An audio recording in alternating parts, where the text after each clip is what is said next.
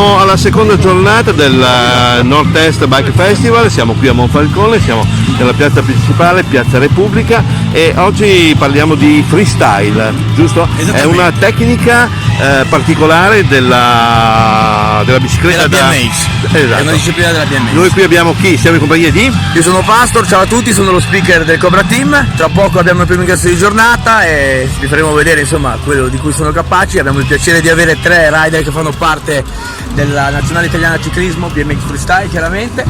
Partendo dal primo, che è il nostro Gabriele Pala, 18 anni, giovanissimo, il nostro futuro almeno così speriamo. In seconda posizione abbiamo Emanuele Bettassa, sempre presente nei nostri appuntamenti, anche lui sempre presente soprattutto nei campionati italiani. E poi abbiamo il campione in carica, Alessandro Barbero, sicuramente un nome già sentito, già visto insomma, e come spesso dico una grande conferma ogni qualvolta si porta in sella. Alessandro, grazie. Allora, tu sei campione italiano, giusto? Sì. Ma cosa vuol dire? Cosa vuol dire fare questa specialità che vi proiettate su queste pedane che vediamo alle nostre spalle e fate dei voli veramente incredibili? Beh, per me è stato più o meno folgorante ai tempi quando sono venuto a conoscenza degli action sport. Gli action sport sono un po' quelli che racchiudono lo skateboard, lo snowboard e il BMX freestyle. Sono tutti sport, soprattutto lo skate e la BMX, sono sport che sono cresciuti in strada, quindi molto semplici tra virgolette da praticare, li fai con i tuoi amici, molto influenzati dalla musica e dall'arte, e questo è quello che mi piace sentire davvero vivo e mi fa sentire vivo, punto, nel senso è una cosa che c'è un'esplosione di energia, di adrenalina. Esatto, no? Prima di andare a dormire penso a cosa devo fare il giorno dopo con la mia BMX e al mattino appena mi alzo anche penso a quello che devo fare con la mia BMX. Quindi, ma ci sono anche delle acrobazie studiate a tavolino? Cioè? Sì, assolutamente, noi ci alleniamo su delle piscine di gomma a piuma per provare determinate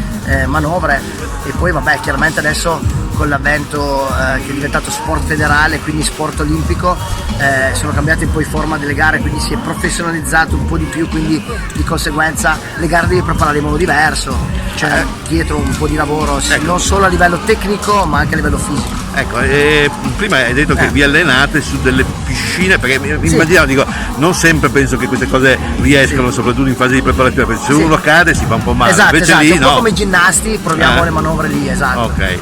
E quindi tutto qua, poi tutto in sicurezza, quindi tutto sommato all'inizio sì, poi dopo giustamente il margine d'errore c'è come in tutte le cose, anche perché non fosse uno sport a portata di tutti, ci sarebbero tutti che potrebbero praticarlo e sarebbe anche un po' avrebbe anche poco fascino. Poco fascino, un po' di rischio ci vuole. Esatto. Lorenzo, ma allora com'è questo freestyle?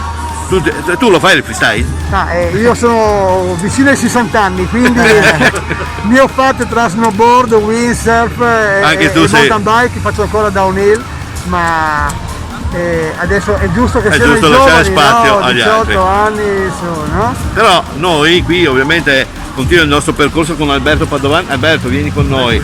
Ciao Alberto, tu sei sempre in viaggio, no? E naturalmente il viaggio vuol dire anche scoprire cose nuove, e oggi hai scoperto, o lo conoscevi già il freestyle?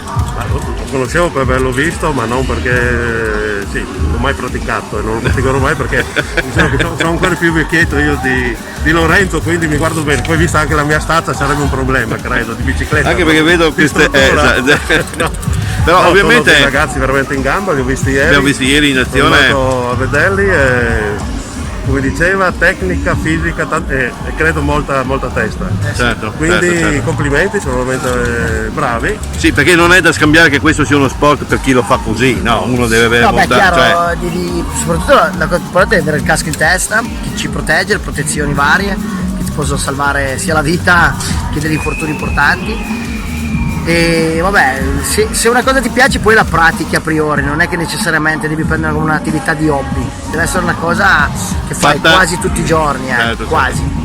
Allora Alberto, tu vuoi celebrare un gemellaggio? Un gemellaggio tra noi, Cantina che è un marchio, un brand, e ho portato questa etichetta di vino che faccio produrre per me, si chiama Sea Breeze, è nel campo della vela, però vuol dire brezza marina, siamo vicini al mare, loro quando saltano, volano, dunque sono veramente leggeri, quindi con molto piacere ve lo do. Mi raccomando, bevete stasera dopo aver fatto tutte le... Grazie mille. Molto leggeri.